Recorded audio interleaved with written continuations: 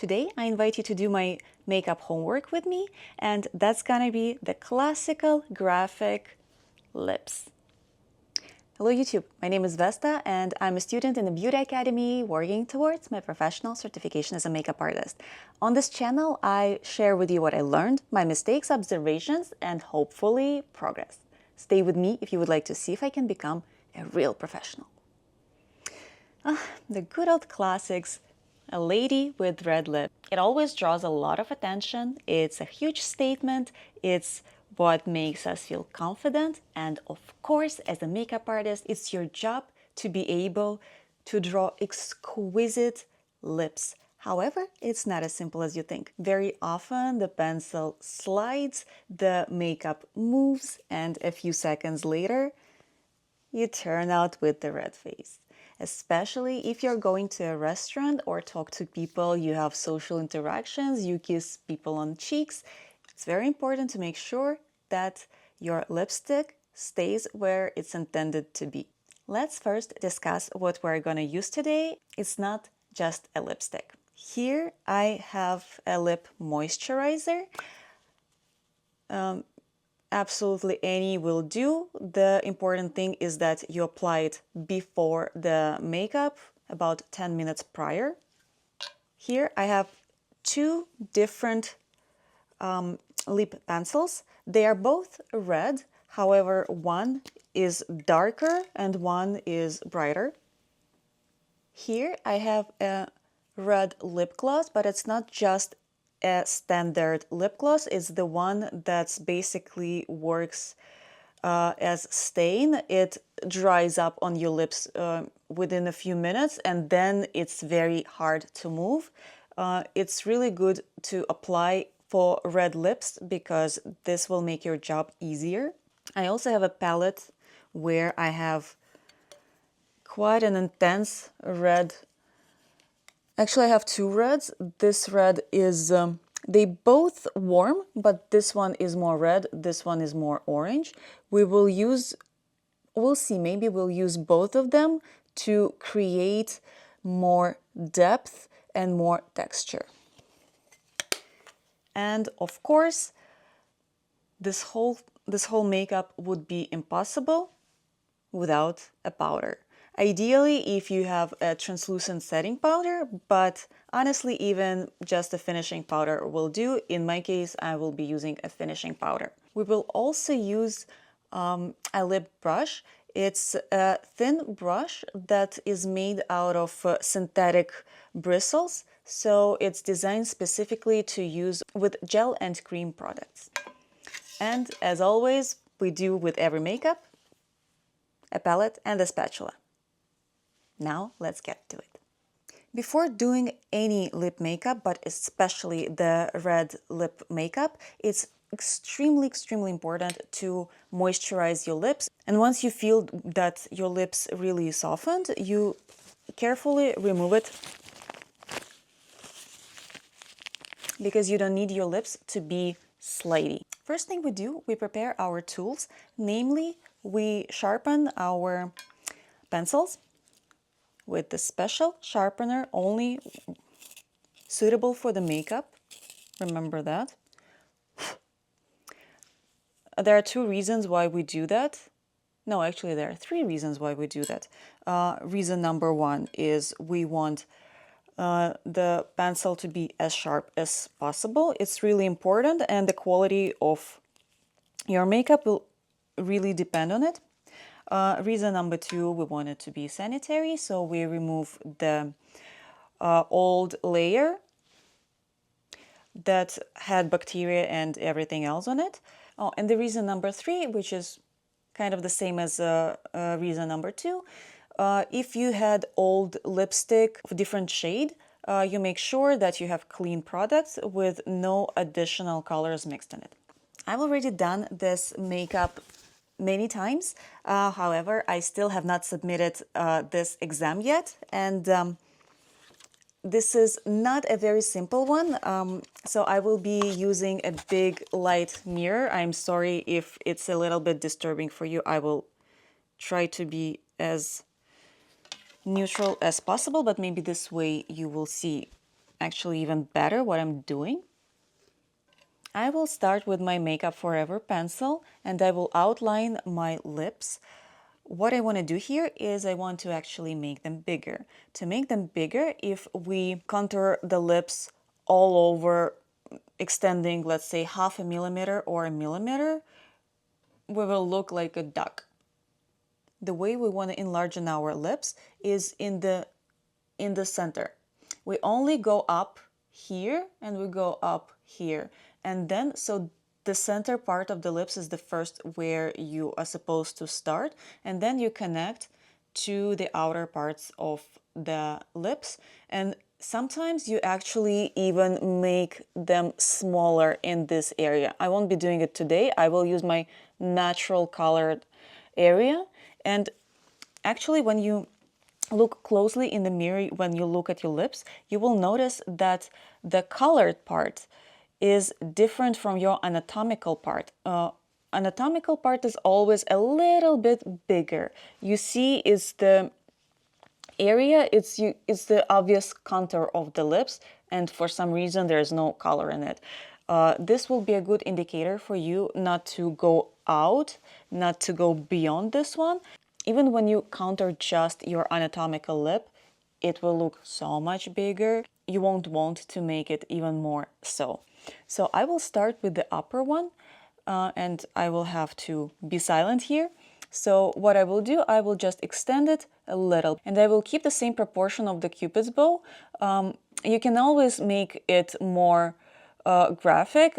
It was more popular, I think, in the 20s and 30s of the previous century. You can make it more almost straight, giving it more like a round, funny look. Actually, I like this one, but today I will try to be as accurate to my natural structure as possible.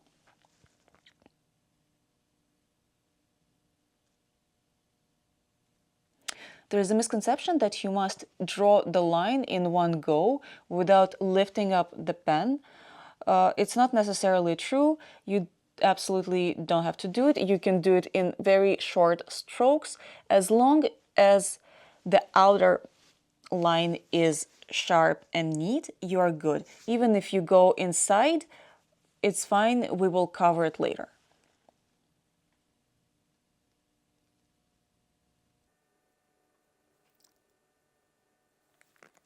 Here, I will highlight my lip even more. You can see that here, I went even a little bit less than I have color on this part. It will make the thickness look even thicker and fuller. Also, don't be shy to open your mouth as much as you need to. What you want to make sure of is that you go all the way here. A lot of people stop here and then it looks very undone. Compare two sides. I think this one is a little rounder than this one. Now to the bottom. Again, I will extend it over there and make sure that the outer parts meet at the same point. And when you do this, also my advice to you is never extend your lips like this. It will look straight with this face, but this is not your natural face. You will go inevitably you will go back and it will be all like sea waves. You first start with your natural line, and then if you need, you go more and more and more. This way you won't do it way too much right away. So see, this is the point where I'm pivoting the line to be a little bit narrower and to meet the other line in the same point.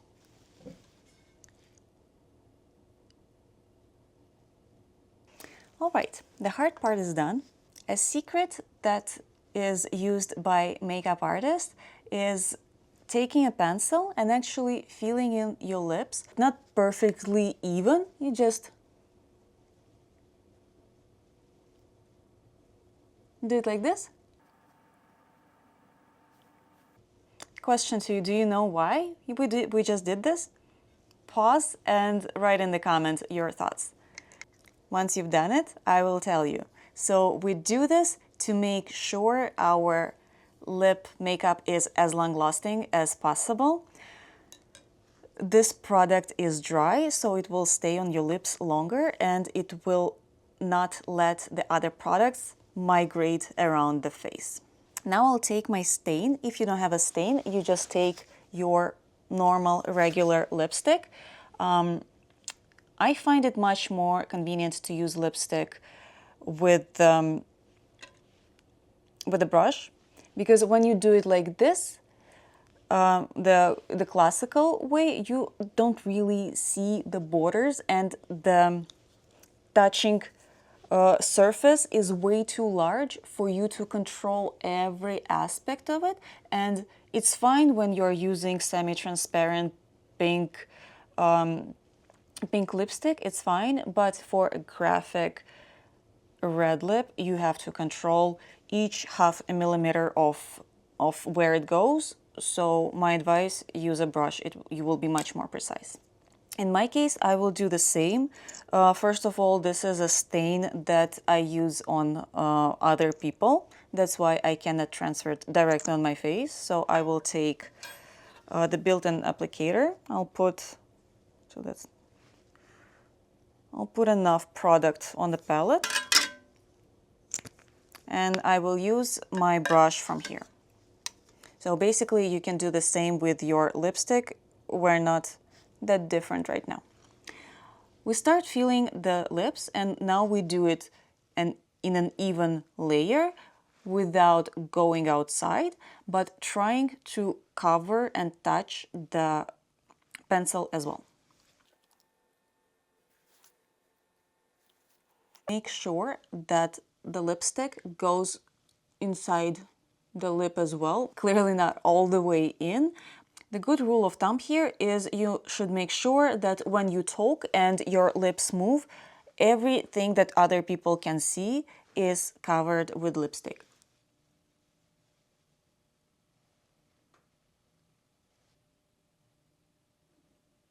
Theoretically, you can stop at this point. It already looks fine, but we want to do the really graphic, long-lasting red lips, so we have to work a little bit more for it.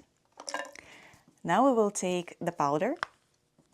I will add a little bit on the palette. Take a powder brush. You can take a smaller one. I just have this one at hand, it's fine. And I will powder my lips right on top. This is why here you don't take a real lip gloss. I know mine looked like gloss, but it actually stains, so it's already almost dry. Same with your lipstick. You go and powder it all over. Clearly, after you powdered your lips, it dims down the color, but we're not done with the layering, so the color will be brought back. Now I will take my other lip pencil. This one is a bit darker. If you don't have a different one, it's fine to use the same. Now I want to make sure that if anything moved or if something looks not perfectly sharp, I will do it with this pencil.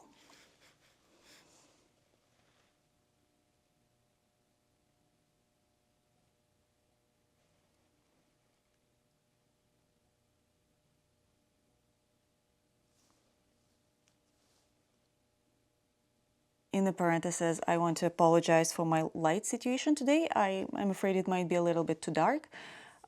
Right in the middle of the shoot, electricity went down, so I'm only surrounded with the lights that are functioning autonomously. I hope that will bring us a nice, cozy, romantic atmosphere rather than just ruining the whole thing. Okay, now as I'm satisfied with the shape, I will take my next palette. And I think I will use both of the colors that I have there.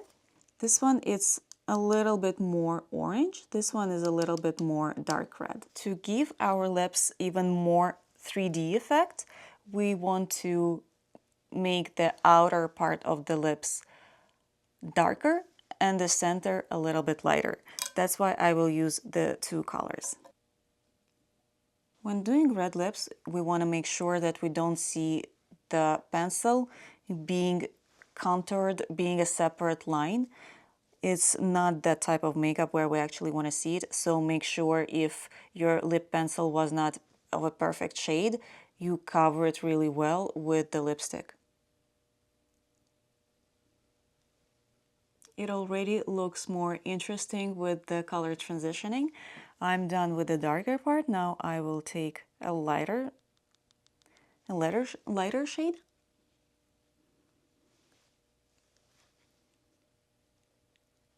Apply to the center and make sure I mix them so there's no harsh transition. A very nice trick to make them even more voluminous is to take a smaller brush. This is the one that I use for eyeshadows. I still have a little bit of loose powder and apply it on the center. We can leave it like this, which is very nice already. This way it looks matte, and it's really good to leave it like this if I'm going to a restaurant, for example, so I can drink my wine without staining the glass or staining it too much. Just to do the final test, you can either powder it a little bit more, or you can just do the good old classics. See, there's almost nothing. We have such a thick layer, but there's barely anything. So you can kiss people and everybody will be happy about it. But if you want to make it even more glamorous and to make it almost magnetic, there's a very nice trick. You take a transparent lip gloss on the palette and you apply it just in the center.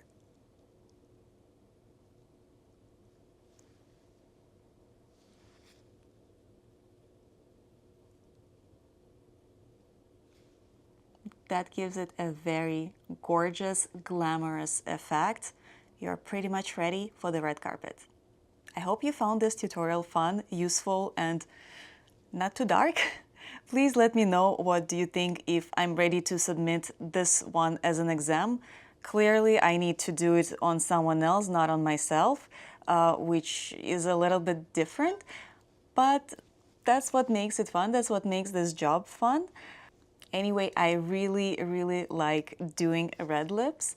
If you're not ready for such a look, you can try same technique with a different color, let's say pink, until you get used to it, because not everybody is ready to do the super bright red. By the way, let me know if you tried it, if you succeeded, and tell me what you think about my skill, if I should practice more or if I can already go and submit my exam. Thank you for staying with me today, and I will see you next time. Goodbye.